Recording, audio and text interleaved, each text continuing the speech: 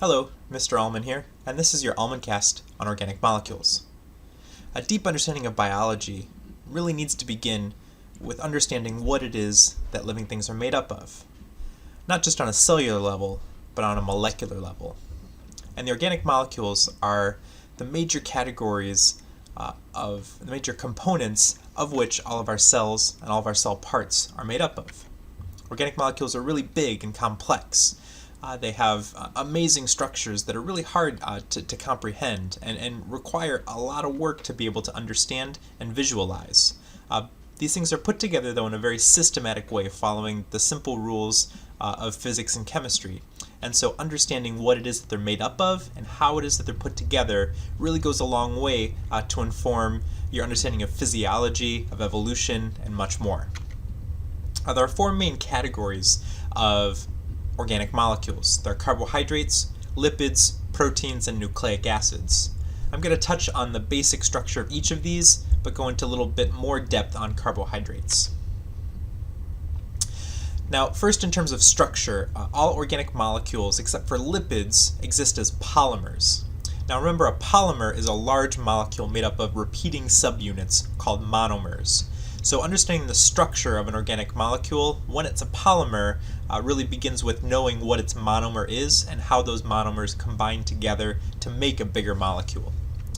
Now, even though the monomers for the other types of organic molecules are different, they're all built up and broken down by a common set of chemical reactions that all involve water. The first is condensation reaction. And this is an anabolic process. So condensation reaction is used to take two smaller molecules and combine them together. So for example, to take two monomers, to say two sugar molecules, find one OH or hydroxyl group and one H or a hydrogen atom, take those three atoms, break the bonds that they have with their existing molecules, join those together to form a separate water molecule, and then form a new bond from the two smaller molecules to create one larger molecule. This requires energy. It requires enzymes to be able to catalyze those reactions. But by repeating this process again and again, you can create molecules that are infinitely large by continuing to add on more and more monomers onto the chain. It's called a condensation reaction because a byproduct is water. And so just like condensation is going to be when water vapor is going to condense into a liquid form, both are denoting the creation of water that wasn't there before. The opposite process is hydrolysis. Hydro meaning water and lysis means to cut.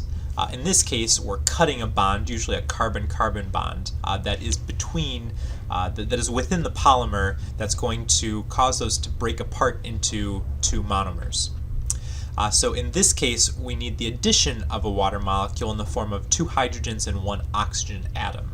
So the water is broken apart, those atoms are added onto the ends, and you can see that what is at the end here mimics what was at the beginning of the condensation reaction on the previous screen.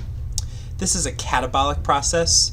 It is going to reduce the complexity because we're making smaller, simpler molecules. It's going to release energy, which could be harnessed, so for example in the process of cell respiration, but enzymes are still required in order to make this happen. Alright, so let's take a look now at carbohydrates. So first of all, carbohydrates are generally made up of sugars and starches. The three main components are carbon, hydrogen, and oxygen, and those are found in a 1 to 2 to 1 ratio. The main purpose here is energy storage, both for sugar and for starches. There's just going to be a difference in terms of whether it's a short or long-term energy storage. As you look at the images below, I'm not going to be using these later on in the presentation, but what you can see here is that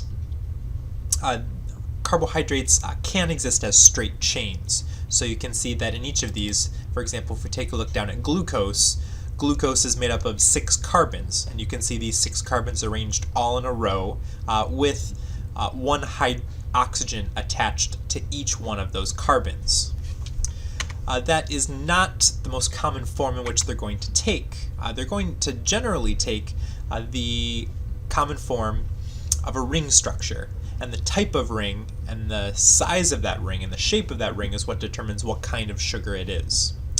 So the simplest of sugars are monosaccharides. Now the mono, meaning one, is going to refer to the number of ring structures in the sugar. We can then break up monosaccharides into two types. Along the top here you can see the hexose sugars. Hexose, hex referring to 6. So that means that there are it's not a 6-sided ring, don't get confused there, as you can see with the example here on the right, but what the hex is referring to is the number of carbons. So the hexose sugars have 6 carbons, like the example of glucose here on the left. And now each of those carbons is going to be numbered, starting with the number 1 carbon on the right and going around in a line. So carbon number 1, 2, 3, 4, 5, and 6. So there are 6 carbons in glucose, and the straight chain structure is present there on the left. There are also 6 carbons in galactose. Galactose, the only difference in its structure, it has the same number of atoms. The only difference in structure is the position of the oxygen. So you can see how the oxygen here is below, whereas the oxygen here is above. That doesn't make a lot of difference on paper, but it does slightly change the orientation of it in 3-dimensional space. Finally, you have the fructose here on the right, which is a 5-sided ring.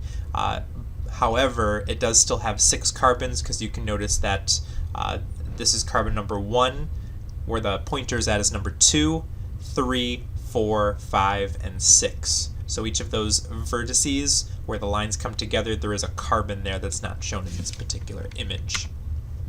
The pentose sugars, these are ribose and deoxyribose. These are very common because these are used in the backbone of DNA and RNA. Ribose in RNA, deoxyribose in DNA. Now it's pentose sugars, meaning that these have 5. These only have 5 carbons. They also happen to form pentagons with an oxygen as one side. Now these are numbered, and the numbering here is actually significant to understanding the orientation of DNA, so it is helpful to learn the numbering system that goes along with naming these pentose sugars. The little dash, we read that as prime. So we have carbon number, or first prime, and then we have the second prime, the 3 prime, 4 prime, and 5 prime. So that those numbers refer to the number of the carbons 1 through 5. Now, when you combine together 2 monosaccharides, you make a disaccharide. And there are 3 types of disaccharides you should be familiar with. Maltose. Maltose is the sugar that's made up of 2 glucoses combined together. Maltose would be an intermediate if you're actually going to build a polysaccharide such as starch. Sucrose, or table sugar, is going to be made up of 1 glucose and 1 fructose, while lactose, or milk sugar, is going to be made up of 1 glucose and 1 galactose. Now these are combined together by the condensation reaction. You can see in the image how we have how there is highlighted the 2 hydrogens and 1 oxygen that are going to be removed from either side of those 2 glucose molecules. There's going to be a new bond that's formed with an oxygen there, so you can see the 1 oxygen left in the middle, and that creates maltose. To break maltose apart into 2 glucoses, we would need to break the bond on the left, linking the oxygen to the glucose on the left, and then add back in that H2O in order to complete the original 2 sugars. Now polysaccharides, poly means many, and so these are the polymer version, or the long chain versions of sugars. So it's easy to be able to make, chemically speaking, to be able to make a polysaccharide, because you simply need to have those monosaccharides combined together, hundreds or even thousands of sugar molecules combined together into a chain. Now there are 2 main functions. One is energy storage, and in energy storage we're going to see 2 different molecules in plants and animals. Starch is going to be the polymer that we find in plants as a way to store energy. So if you look at a potato, for example, potatoes are very high in starch. And that starch is there as a store of energy that the plant is going to utilize later on in its life cycle. For example, storing up a lot of stored energy during the summertime when its leaves are producing sugar. So take the sugar from the leaves, combine them together to make starch, and then that energy will be available next growing season to be able to produce new leaves.